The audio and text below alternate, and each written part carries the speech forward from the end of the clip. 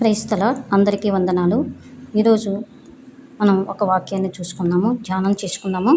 కీర్తనలో 138:6 యెహోవా మహోన్నతుడైన ఆయన దీనులను లక్ష్యపెట్టును, ఆయన దూరము నుండి గర్విష్ఠులను బావుగా ఎరుగును.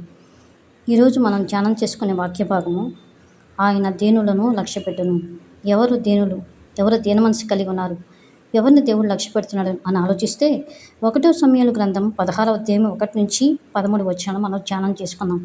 అక్కడ ఇశ్రాయేలు మీద రాజుగా ఉండకుండా విసర్జించిన సౌలు, అంటే సౌలును దేవుడు ఇశ్రాయేలు రాజుగా లేకుండా విసర్జించాడు.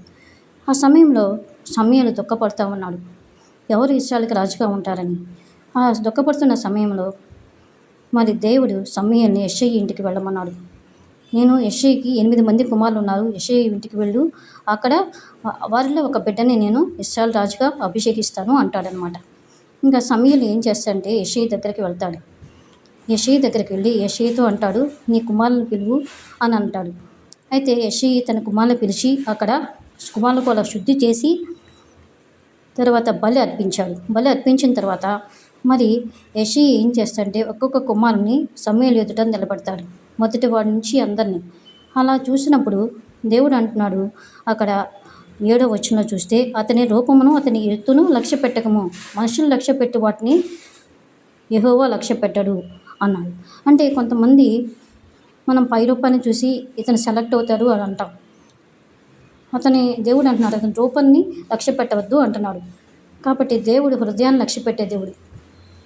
ఆ సమయంలో తండ్రి మరి ఒక్కొక్క కుమారుని సమూయేలు ముందు నిలబెట్టినప్పుడు ఇతను కాదు అన్నప్పుడు సమూయేలు అంటాడు, ఇంకెవరన్నా ఉన్నారా అని అంటే కడసారి వాడు ఒకడున్నాడు, అంటే చివరి బిడ్డ ఉన్నాడు. అతను ఎక్కడున్నాడంటే అరణ్యంలో గొర్రెలను కాచుకుంటున్నాడు, పనికి వెళ్ళాడు అని చెప్తాడు. అయితే కుమారులందరూ ఉన్నప్పుడు మరి కుమారులందరినీ బలి శుద్ధి చేసినప్పుడు ఇంకా చివరి బిడ్డను కూడా తండ్రి దగ్గర ఉండాలి కదా. అంటే తండ్రి ఆ యొక్క బిడ్డని కొంచెం నిర్లక్ష్య పెట్టాడు.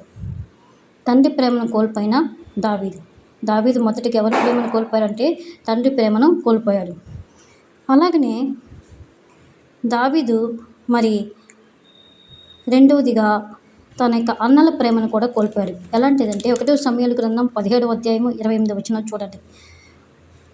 తండ్రి అంటాడు, యుద్ధం జరుగుతుంది, నువ్వు అక్కడికి ఆహారాన్ని తీసుకెళ్ళాలి, నీ యొక్క అన్నలకి ఆహారం తీసుకెళ్ళినప్పుడు వెళ్తున్నప్పుడు అన్నలు ఏం మాట్లాడుతుంది, నీ గర్వము నీ హృదయపు చెడుతను నేను ఎరుగుదును అని అంటాడు. అంటే అన్నలు కూడా ఇతన్ని తృణీకరించినట్లుగా చూస్తున్నాం మనం.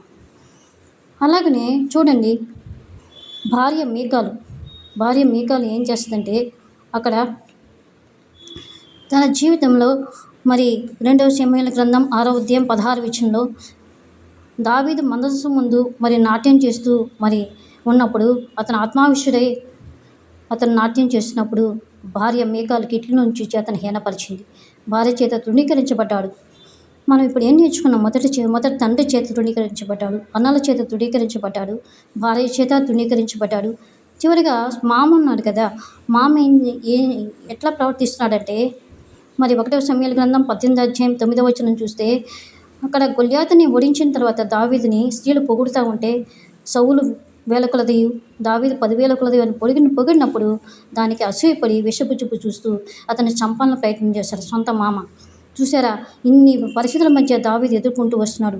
తర్వాత ఇంకొక సందర్భంలో చూస్తే కుమారుడు అబ్షాలోము కూడా చూడండి, అతను 2 సమూయేలు గ్రంథం 17వ అధ్యాయం 1 నుంచి 4 వచనాలు చూస్తే అబ్షాలోము కూడా ఏం చేస్తాడంటే అతన్ని చంపాలని ఆలోచిస్తాడనమాట.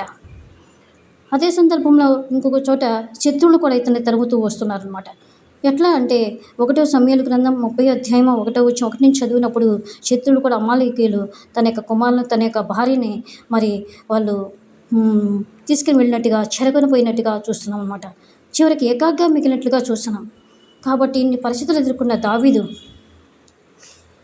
దేవుడు అంటున్నాడు, నేను నా హృదయానుసారుడు అంటున్నాడు. ఎక్కడుందంటే అపోస్తలుల కార్యాలు 13వ అధ్యాయం 22వ వచనంలో యెష్షయి కుమారుడైన దావీదుని నేను కనుగొన్నాను, అతడు నా ఇష్టానుసారుడైన మనుష్యుడు అంటున్నాడు. అంటే మనం అనుకుంటాం పై రూపాన్ని లక్ష్య పెడతాం, కొన్నిట్లో సెలెక్ట్ చేసేటప్పుడు పై రూపాన్ని చూసి సెలెక్ట్ చేస్తాం. కానీ ప్రభు అంటున్నాడు, నేను హృదయం లక్ష్య పెట్టేవాడును. అందరి చేత తృణీకరించబడిన దావీదు తండ్రి చేత, అన్నల చేత, భార్య చేత, మామ చేత, కుమారుడు చేత, మరి శత్రువుల చేత ఏకాగ్ర మిగిలిన దావీదు ఒక ప్రార్థన చేస్తున్నాడు. కీర్తన 34:6 చూస్తే, ఈ దీనుడు మొరపెట్టగా యెహోవా ఆలకించును అంటున్నాడు. అంటే దీన స్థితిలో ఉండి తన ఒంటరితనంలో, అరణ్యంలో, మరి అన్ని సందర్భాల సమయంలో ప్రార్థిస్తున్నప్పుడు దేవుడు ఆలకించాడు అంటున్నాడు. దేవుడిని విడిచిపెట్టిన దావీదు అందుకని దేవుడికి ఇష్టమైన బిడ్డగా, హృదయానుసరుడిగా మార్చబడినాడు. మన జీవితంలో కొన్ని సందర్భాల్లో మనం ఏకాగ్రగా మిగిలి ఉన్నాం. అందరి చేత తృణీకరించబడిన వాళ్ళగా ఉంటాం. కానీ ప్రభు అంటున్నాడు, నేను నిన్ను లక్ష్య పెడతాను, నేను నిన్ను హెచ్చిస్తాను, నేను నిన్ను గుర్తిస్తాను.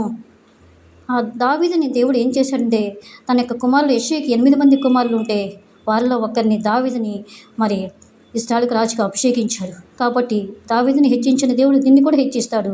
దేవుని యొక్క చేతి క్రింద మనం నేను మనస్కులే ఉన్నప్పుడు మరి దేవుడు మనం హెచ్చిస్తాడని దేవుడు చెప్తున్నాడు. ఆయన మహోన్నతులను దీనిని లక్ష్య పెడతాడు.